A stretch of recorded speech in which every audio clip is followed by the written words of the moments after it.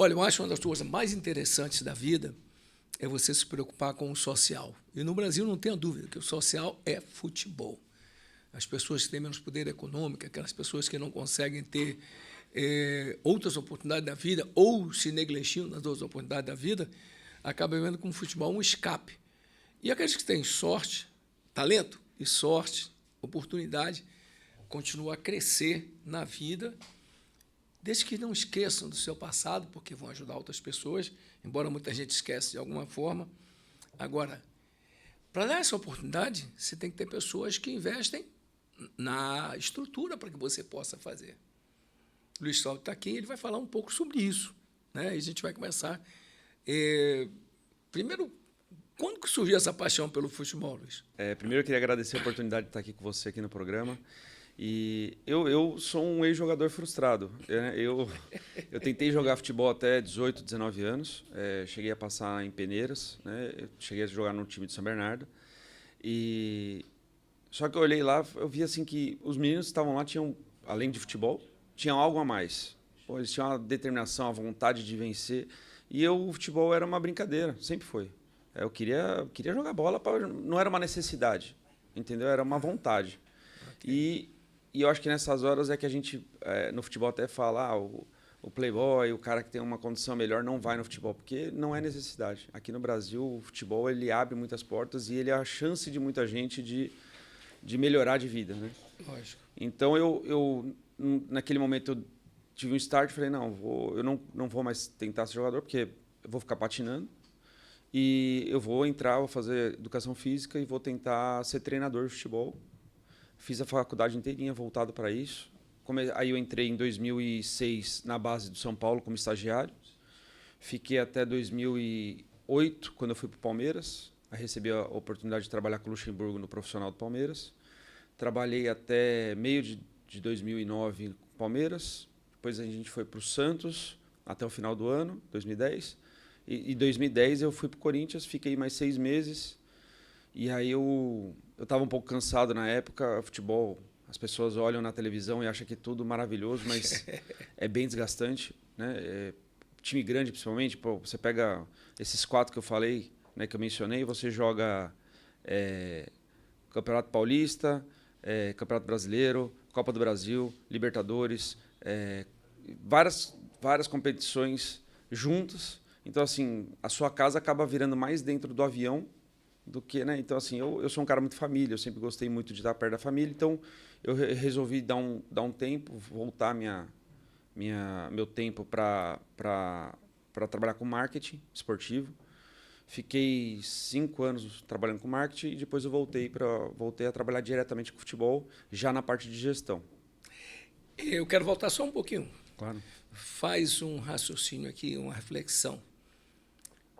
Tenta lembrar algumas pessoas que estiveram contigo nessa peneira e que passaram. Não. Eles ainda estão no futebol? Não. Que eu lembro, não. Acho que a maioria não, foi até um certo momento. Eu não sei se você recorda, foi naquela época que o São Caetano teve uma ascensão muito grande. Foi. E aí os times do ABC resolveram investir. E aí investir assim... investir, acho que foi esse o termo certo. O Santo André começou a investir um pouco mais e o São Bernardo veio como uma terceira potência ali da região. Mas naquela geração ali eu não me recordo de ninguém que tenha vingado. Mas é isso mesmo, né? Você tem um funil, a boca é grande, mas o importante está lá embaixo. Você acha que o futebol de hoje, brasileiro, nós estamos subestimando o nosso futebol ou estamos numa transição, passando de um lado para outro? Você tem hoje todos os grandes clubes brasileiros, sem exceção, tem jogador estrangeiro, todos têm grande estrangeiro. O Brasil está se tornando a aposentadoria de todos os grandes jogadores que foram para a Europa e voltaram para cá, alguns com potencial, outros já em fim de carreira mesmo. E, em compensação, nossas crianças mais importantes estão indo para a Europa para depois voltarem para cá. Onde é que nós estamos errando? Ou isso não está errado? Dudu, é difícil falar que está errado. O futebol mudou muito, né? Esquece tática, essas coisas. O futebol continua e vai permanecer do mesmo jeito. Mas o futebol deixou de ser aquela coisa unânime de talento e hoje ele é muito mais força física, explosão. Veio essa transição de 2000 para cá, tá? Até um pouco antes. existe também uma mudança de personalidade. Hoje você pega uma geração, e não estou falando só de futebol, mas você pega uma molecada mais nova, que dependendo do jeito que você falar, dependendo do jeito que você agir, dependendo... Tudo mexe com aquela pessoa e, em vez de puxar para cima, como era antigamente, puxa para baixo. Então, assim, vamos falar curto e grosso. Eu não sou favorável a isso, mas antigamente o treinador vinha, botava o dedo na cara do jogador e xingava até a terceira geração da família. O jogador fala assim, eu vou pegar esse cara, mas eu vou entrar dentro de campo, eu vou fazer 5 gols e vou esfregar na cara dele. Hoje, se o treinador fala um palavrão, dependendo tem jogador que não chora, não joga, não consegue. Não vai. Então, é uma mudança de personalidade. A nova formação, né? É uma mudança de personalidade. E eu não estou falando isso só no futebol, não. Você pega um moleque que está na faculdade, que vai chegar no primeiro trabalho, e ele acha que no primeiro trabalho ele tem que ter direito a tudo que os caras que estão há 40 anos lá ainda não conquistaram. Então, assim, é uma geração talvez mal acostumada. É uma outra geração, eu não sei, é difícil explicar isso. Eu, por exemplo, eu vou te falar, o Parintins, em 2023, contou com 3 meninos da base. A gente pegou 3 meninos lá da cidade de Rio Preto da Eva para trabalhar. Um goleiro e 2 de linha. Os 3 saíram fora no meio do campeonato. Ah, não aguento treinar. 2 horas por dia, Dudu. Mas é isso mesmo. Ganhando salário, cara. É isso mesmo. Então, assim, é uma geração diferenciada, assim, que tá dando muito trabalho. Né? Dá muito trabalho. Luiz, então, ainda falando da categoria, no base do esporte, né? Você tem algumas modalidades que a altura é fundamental. Basquete, acabou. Se não for alto, não Sim. joga. Voleibol, se não for alto, não joga. Mas o futebol é um esporte que equilibra. Sim. Né? Você tem um jogador bem alto, às vezes lento, ou às vezes tão rápido quanto, mas sem talento, e tem um baixinho que é rápido, veloz, Sim. etc. e tal. Terias alguma preferência de ter uma equipe? Lógico, alto com talento, não tenha dúvida. Mas com a nossa realidade, com a realidade amazônica, em que nós somos Sim. de estaturas baixas e tal. É isso que você falou, tudo depende muito do encaixe de jogo, né? Hoje, os times todos, eles têm por base seguir a estatura mais alta, né? Pegar os jogadores mais altos, por causa de bola aérea, por várias coisas. Mas o talento, quando aparece, por exemplo, vou te dar um exemplo, quando eu trabalhei no São Paulo, em 2006, um diretor de São Paulo, que já é falecido, era louco para mandar o Lucas Moura embora. Porque não tinha estatura. Porque o Lucas era baixinho. A gente chamava ele de Marcelinho na época, né? Ele trabalhou comigo no Sub-15. E o treinador na época era o Pupo Gimenez e o Bruno Petri. Os dois falaram, não, vai ficar. Esse moleque não vai embora. Esse moleque tem talento. Esse moleque tem a batida na bola diferenciada. E olha o que ele é, entendeu? Concordo. Então, assim, pô, tudo bem. Ah, ele é baixinho. Tá bom, não precisa ser zagueiro. Acha uma outra função dentro do clube, do time. Mas não perde o talento. Você vai perder o talento. Só que o futebol, já nesse período, já perdeu muito talento por causa dessa besteira de estatura. Sem o trabalho de aprimoramento, já elimina antes da hora. É claro que você não vai conseguir ter 11 catatauzinhos de 1,60 m, porque você vai fazer uma barreira, o cara vai chutar todas as bolas por cima, fazer gol toda hora falta, escanteio, vai ser difícil. Mas você ter 1, 2, 3, num grupo que você saiba trabalhar isso... Eu hoje no Parintins eu tenho o Vinicinho, que deve ter acho que 1,20 m, não, brincadeira, ele deve ter uns 1,60 m. 1,60 m. Ele é baixinho, pô, mas a velocidade que esse moleque tem é impressionante. Qualidade técnica. Existe um movimento na Europa de alguns grandes goleiros do mundo que querem aumentar o tamanho da trave. Eles acham, pô, como eles são muito altos, né? Eles estão propondo para a FIFA aumentar o tamanho da trave. Você acha isso, na prática, viável? Dudu, assim, ó, o goleiro, eu vou te falar... o goleiro é a pior função que existe no futebol. Porque ele pode fazer 90 milagres. Se ele erra uma bola, acabou outro dia, ele não consegue acordar. Entendeu, pessoal?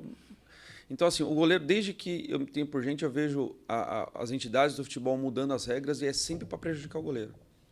Por quê? Porque a graça do show é o gol. É isso mesmo. Não é a defesa. Pô, você pega. Eu sempre fui, nesse quesito, fui sempre diferenciado. Por exemplo, quem que era a sua referência de jogador? Todo mundo falava da minha época. Ronaldo, Ronaldinho, né? Zidane. Eu gostava de jogar. Eu gostava de ver o Roberto Carlos jogando. Eu gostava de ver o Gamarra jogando. Eu sempre gostei, eu achava muito mais bonito um carrinho bem dado, uma roubada de bola, que é muito mais difícil do que um drible, em tese. Isso é verdade. O Neymar e a molecada que são mais leves, de velocidade, você dá um drible em movimento, porra, é uma coisa. Você conseguir roubar a bola do Neymar... Tirar a bola do cara é difícil. Pois é, pô, eu acho isso, eu sempre vi essa beleza, tanto que eu sempre gostei de jogar na zaga, de volante ou na zaga, então sempre foi isso. E o goleiro, a mesma coisa, eu acho a plasticidade do goleiro, pô, maravilhosa. Aquela bola, aquela trocada de mão para poder pegar a bola no ângulo, eu acho aquilo lá fantástico, cara. Fantástico. Só que é uma função que é indesejada. Onde que entrou o Amazonas na tua vida? Cara, o Amazonas foi o seguinte... O estado do Amazonas, quer dizer. Eu saí do futebol, fiz a minha empresa. Eu não sei se você recorda, mas teve um período aí que minha família passou por uma turbulência muito grande com relação às investigações e tal. O problema sempre foi, a investigação nunca ocorreu de forma legal, né? Ela sempre vinha de forma midiática. Então, assim, joga-se a besteira no ventilador e espera espalhar. E aconteceu isso comigo, minha empresa praticamente faliu, né? Eu perdi os patrocinadores que eu tinha na época, que eu estava trabalhando com eventos de futebol americano. E eu fiquei 2 anos ali paradinho, quietinho. Depois eu fui trabalhar com política, fui trabalhar como assessor de um deputado em São Paulo. Só que não é minha praia, cara. É difícil, eu fico imaginando o Edinho, quando era goleiro, ser filho do Pelé e todo mundo comparando toda hora. Imagino isso. Pode contar que é isso. E eu na política lá toda hora, todo mundo vinha falar, não, por causa de... Porra, que enchi o saco, que não era minha praia, não é meu dom ser político, pelo menos não era. E aí eu falei, não, eu rezava e falava, Deus, pô, se você me der a oportunidade de voltar ao futebol, eu vou voltar e vou me dedicar. E no final, eu pus um prazo, eu falei, ó, se virar o ano, isso era 21, se virar o ano e não aparecer nada, eu desisto e vou mergulhar de cabeça na política e vamos ver o que eu vou fazer. E aí apareceu um amigo meu, que é advogado tributarista, que me trouxe um pepino. Ele falou, porra, cara, eu tô com um colega lá, colega não, na verdade um cliente que tem uma empresa no Amazonas e que ele, num leilão, arrematou a sede de um clube de futebol. Sem dúvida. Exato. O coreano que... Isso. E aí, e junto veio o clube. Eu achei estranho, falei, pô, o clube, o CNPJ não está atrelado. Mas eu falei, vamos conversar. E aí fui conversar com ele e na hora que eu conheci o Sung, a amizade ali bateu na hora, sabe? Eu falei, pô, é com esse cara que eu vou trabalhar. Primeira coisa que eu falei para ele, falei, Sung, esquece. Tem como você devolver o imóvel? Tem, eu vou perder um pouquinho de dinheiro, perde. Porque esse pouquinho de dinheiro que você vai perder, que é pagando a leiloeira, alguma coisa assim. O leiloeiro é esse mesmo. Esse pouquinho que você vai perder, você vai estar ganhando, porque vai te dar uma dor de cabeça do tamanho do mundo. Aí ele falou, será? Eu falei, vai. Aí ele falou, não, tá bom, vou pensar. Passou um mês, ele me ligou desesperado, falando, Luiz, pô, os caras são muito filha da mãe, estão mandando notícia falsa na internet sobre mim, falando besteira, diretor de clube me xingando. Eu falei, Sung, você está mexendo com a paixão, os caras ali não são racionais. Mas o diretor, ele é presidente da empresa tal, não vou falar aqui para não... o cara é meu amigo pessoal e pô, tá falando besteira de mim. Eu falei assim, esquece, futebol mexe com isso. É isso mesmo. Futebol, o pessoal deixa de ser irracional. Deixa de ser racional, desculpa. E aí ele deixou de fazer, ele falou, pô, mas eu quero fazer o social. Eu trabalho, ele já tinha participação na Fundação Matias Michelini, aqui no Amazonas. Isso. E ele falou, cara, eu acho que o futebol é um baita do motorzinho para o social e eu quero fazer. Só que eu tenho um pedido para você.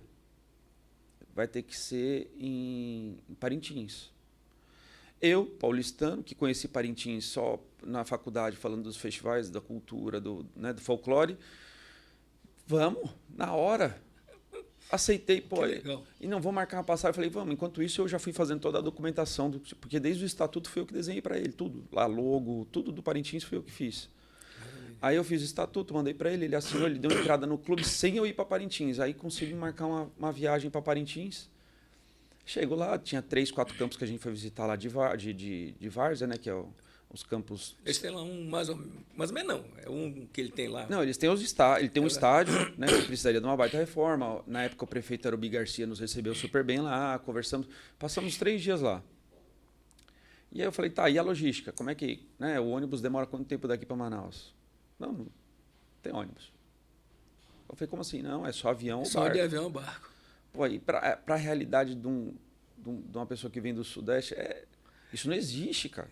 Entendeu? Porque eu enfrentei isso a vida inteira. Pois é, lá em São Paulo, no Rio, a gente tem diversas estradas para chegar nos mesmos lugares, né? É Aqui verdade. não, aqui é uma estrada que atravessa todo o estado. E acabou. Você chega a 8 municípios e acabou. Então, isso foi um baque.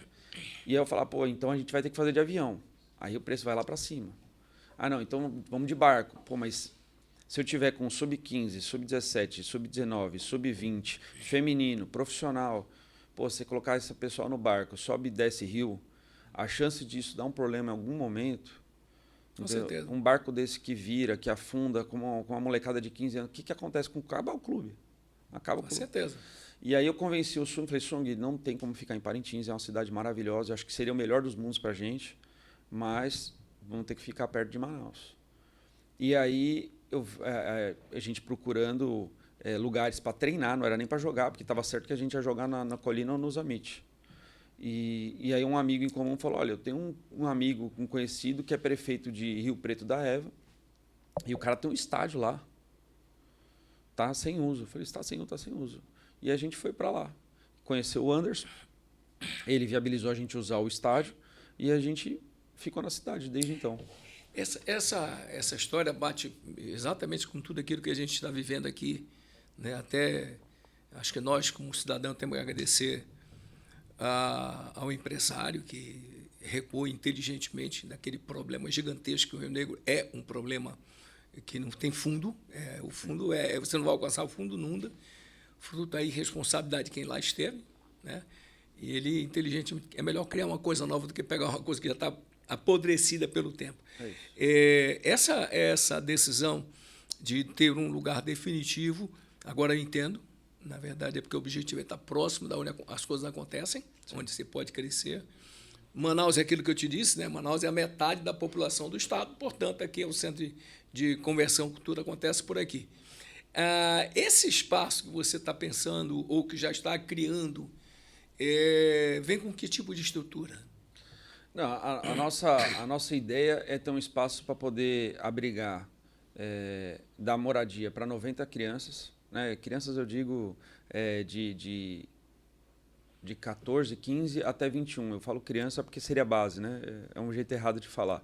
Mas para abrigar esse pessoal dentro de um centro de treinamento, dando alimentação de qualidade, dando ensino, dando tudo o que esses meninos precisam. O nosso foco não é trazer molecada de fora. O nosso foco é, principalmente a região norte toda, tá? Eu vou falar fora porque a região norte é muito rica e pouquíssimo explorada pelo futebol. Pouquíssimo. Com certeza. Você pode ter certeza que se você pegar a Copa dos Rios, aí, a Taça dos Rios, aí, se você for ver, você vai achar meia dúzia de moleque com uma idade já avançada, infelizmente, mas que poderia ter sido jogador. Eu 2022, quando a gente teve o acesso, eu contratei... O time era todo em amazonense, só 3 jogadores de fora.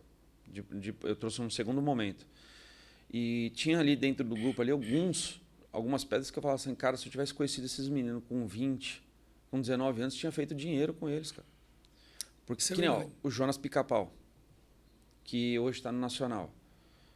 Ele é um jogador que, quando eu levei lá para fora, que ele foi meu segundo artilheiro no campeonato amazonense na segunda divisão, eu levava o pessoal, cara, porra, tem que trazer esse cara, tem que trazer esse cara, quantos anos? Aí você fala a idade do cara, o cara fala, putz, peraí, não dá para trabalhar. Porque 30 anos já não... O Serginho, que trabalha comigo até hoje, o Sérgio Duarte, né, o filho. Grande Sérgio Duarte. O moleque é um craque, só que a idade dele já está com 28, 29 também. Já passou do limite. Já passou. Para fazer coisa, para mandar para um time lá em São Paulo ficar 2, 3 meses lá para tentar emprestar para um time maior, passou. O Cocote que você chegou a comentar comigo, o Cocote é um talento amazonense, pô. Só que eu já conversei muito até com o Wesley, né? O Wesley, presidente do Amazonas, que é meu amigo. Cara, faz um plano de carreira para esse menino. É isso mesmo. Pega ele foi emprestado agora pro Gama. Fala, Wesley, com todo respeito ao Gama, mas não dá visibilidade, pô. Não vai crescer. Não dá, não jogou lá. Não jogou, voltou. E é um moleque que tem qualidade, só que qual que é a dificuldade hoje do Amazonas? O Amazonas, primeiro que não se forma jogador, que é o que a gente estava discutindo. Os trabalhos da base são muito fracos. Todos, estou falando geral, desde o Parintins, que já começou ano passado com a base, até o Amazonas. Todos os trabalhos de base são muito fracos. E existe aqui no estado como é que eu posso falar? Tipo, um ambiente que prejudica os jogadores. Não tenho a menor dúvida. Então, assim, é muito disso que me diz. É muito caso de aposta. É muito caso de gente que entra com dinheiro.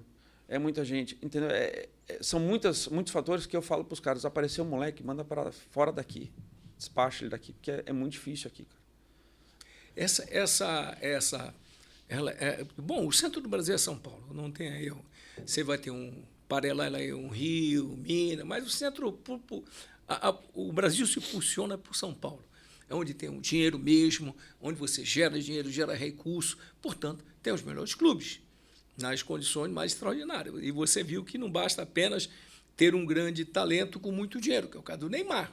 São Paulo, o Santos acabou não chegando na final do Campeonato Paulista. Então, não é apenas isso, é preciso fazer muito mais do que isso. Então, no Amazonas, nós não temos nenhum trabalho, continuidade de base. Exatamente. Portanto, você não descobre talento fundamentalmente para isso.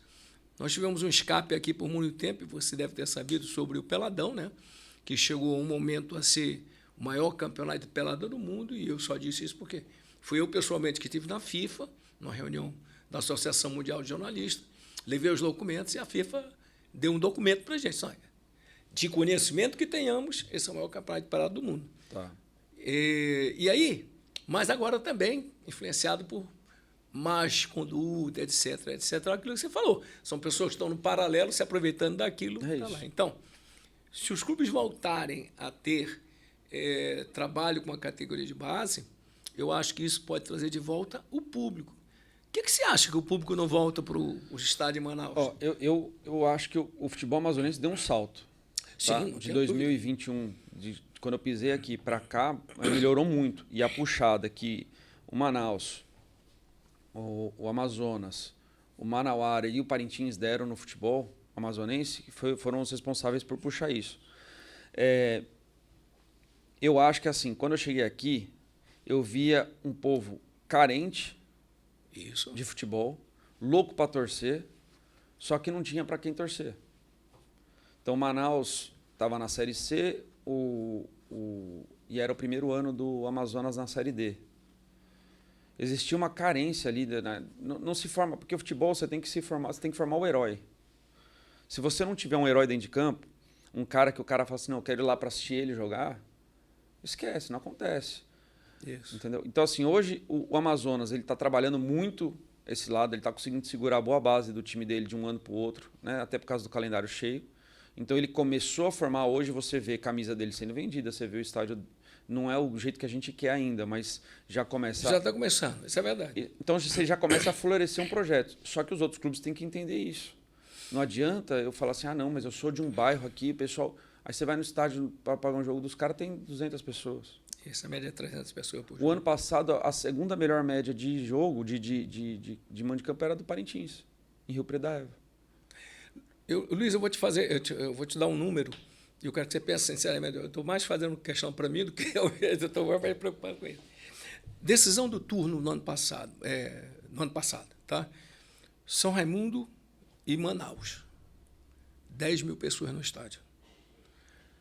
Decisão do segundo turno, Manaus, Amazonas, 3 mil pessoas. Final do campeonato, 3.200 pessoas. Eu acho que isso é um reflexo real. Não, final do campeonato, do jeito... Isso é uma opinião minha, eu já falei isso, já externei isso para o Rosenha e para o pessoal da FAF. O campeonato, do jeito que está hoje, a final não serve para nada. Amazonas foi campeão agora, certo? E vai ter o campeão do segundo turno, se Deus quiser, o Parintins. Né? Vamos para a final geral. Lógico, né? Para que serve a final geral? A questão financeira é baixo, a premiação não é uma coisa que vale a pena, que compense. O torcedor já está desmotivado. Então você falou uma coisa que eu não conheço. Existe premiação? Existe, não, mas da federação, não. Acho que tem? Se eu não me engano, acho que é 100 mil. Eu acho que esse é a premiação que a CBF dá para quem sobe de categoria. Não. Quem é campeão. Não. Você é campeão amazonense, você ganha um valor que a CBF lhe dá. Tem que ver no regulamento como é que tá, mas tem uma premiaçãozinha. É pequena, que assim, não paga um custo de um mês, entendeu? Esses movimentos que eu falo para ti é o seguinte: nós já tivemos experiências no passado, muito longínquo, logicamente, em que o futebol pulsava só do amazonense para o amazonense, de alguma forma, muitas vezes eram feitos jogos no domingo de manhã, que é um exemplo que você tem em São Paulo. As categorias, São Paulo tem 14 categorias de futebol, mas a C e D, elas são jogadas domingo de manhã com estádios lotados. Lógico, São Paulo tem 40 milhões de habitantes, tudo bem, mas esse é um fato. Talvez aqui desse mais certo no domingo de manhã do que uma quarta-feira, 3 horas da tarde. Não, Dudu, assim, ó. Ou eu estou errado? Primeiro, jogo durante a semana, de dia não existe. Não existe. A gente tem aqui esses jogos, e não é culpa da federação, e nem culpa dos clubes, em parte, porque eu acho que os clubes têm culpa sim, na verdade, desculpa, corrigindo. É porque não tem estrutura. Okay. A gente só tem arena para jogar jogo à noite. Isso. O Zamit Colina não dá. O Amazonas pagou para colocar lá. Fez aquela estrutura. Já roubaram fiação de novo. Os caras lá roubam. Absurdo isso. Exatamente. Aí, a arena, essas três arenas nossas que nós temos, elas são comandadas por uma associação, certo? Que é gerida pelo governo, em tese, governo do estado. Aí você vai marcar lá jogo, fala assim, não, eu quero marcar um jogo à noite. Cobra-se tanto. Aí os clubes não querem pagar. E tem um custo. Lógico. Tem o São Paulo, você vai querer jogar, ou você joga, você paga um aluguel do Pacaembu, por exemplo, ou então você tem a sua arena. Não tem essa de não ter custo, você tem que ter custo. Isso é uma coisa que eu acho que os clubes daqui estão muito mal acostumados. Isso é verdade. Os clubes não querem pagar, os clubes acham que o Estado tem que fazer toda a manutenção. Eu vou te falar, eu governador, falou, peraí, eu tenho que ver segurança, eu tenho que ver saúde, eu tenho que ver educação, eu vou investir em iluminação de estádio. Se eu fosse o governo do estado, eu falaria assim, Faf, você não quer gerir isso aqui, não? Esse seria o mais certo. Porque aí você vai... Aí o que aconteceu agora, não sei se você acompanhou, teve um jogo que ia ser na Arena, aí foi o meu último jogo, contra o Manaus. Estava marcado para as 17 horas, os caras jogaram para as 15, porque ia até a premiação, não sei do que, lá dentro da Arena. Que é mais importante que o futebol, que traz televisão, que traz dinheiro, que remunera os jogadores, que movimenta a economia. Sabe, não existe, estádio de futebol é estádio de futebol. Não adianta se desmarcar um jogo porque vai ter os amigos do Zezinho contra os amigos do Dudu, entendeu? É uma falta de respeito com o futebol profissional, cara. Ou seja, o futebol profissional acaba sendo visto como um futebol amador.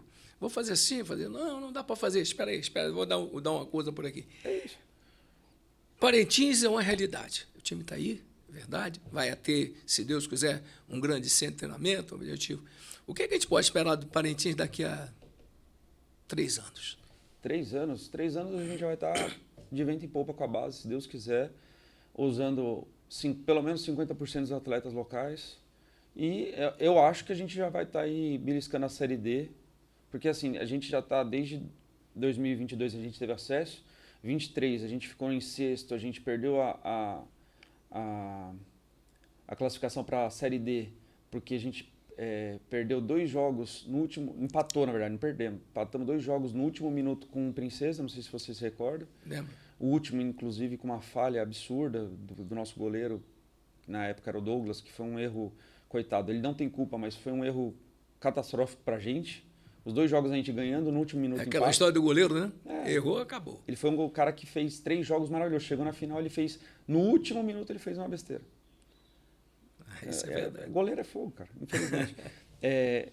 Ano passado a gente ficou em segundo na tabela geral com uma das maiores sem-vergonhices que aconteceu no futebol brasileiro que eu já vi, que foi aquele jogo contra o Rio Negro, que com 20 minutos do segundo tempo o Rio Negro saiu de campo e não quis mais jogar. Aquilo é um absurdo. Se a gente consegue... Muito absurdo. A gente precisava fazer mais 3 gols. Se a gente tivesse mais 3 gols, a gente era líder do campeonato, a gente estava na Série D esse ano.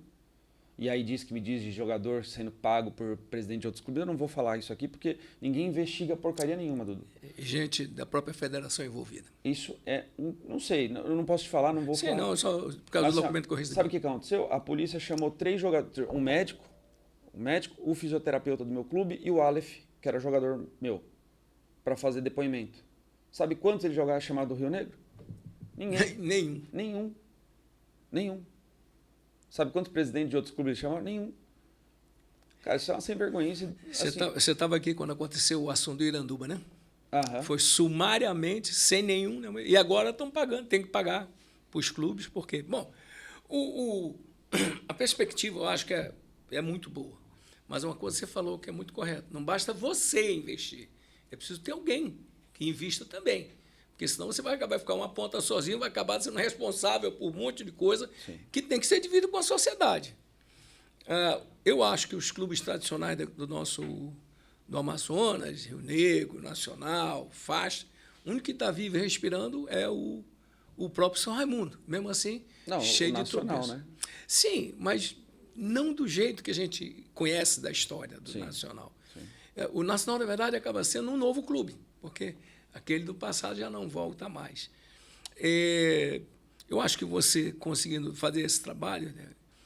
Agora, o que todo mundo acaba questionando, e isso é verdade, tem que associar você à família. Isso não tem jeito. Sim. Tem que associar, porque até a feição não tem como dizer que não. É só a barba, pelo amor de Deus. Não tem nem como dizer que não. Mas o quanto isso te atrapalha no teu trabalho? Você já me falou na política e foi horrível.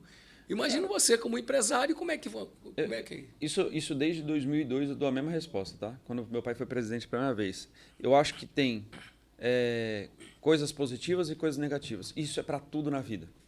Então, eu não vou ser hipócrita aqui, por exemplo, eu vou chegar num patrocinador, às vezes o cara abre a porta, porque eu vou receber o filho do presidente. Lógico, mas é um benefício seu. Mas eu levo o produto, mostro o produto, se ele aceita ser patrocinador, eu entrego o que eu prometo. Então, assim, se ele abriu porta por aquilo, o que eu não aceito, o cara fala assim, eu te patrocino se você... Não, esquece, isso comigo não existe. Lógico. Né? Isso eu sou um cara muito correto, tanto que nunca teve problema nenhum no meu nome. Agora, fecha a porta, porque tem cara que... Tem empresário aqui do Amazonas, por exemplo, que não é bolsonarista. Não quer mistura uma coisa com a outra. Aí fala besteira, entendeu? Divulga coisa, faz... Que nem você bem... Lá na cidade, lá são 13 vereadores.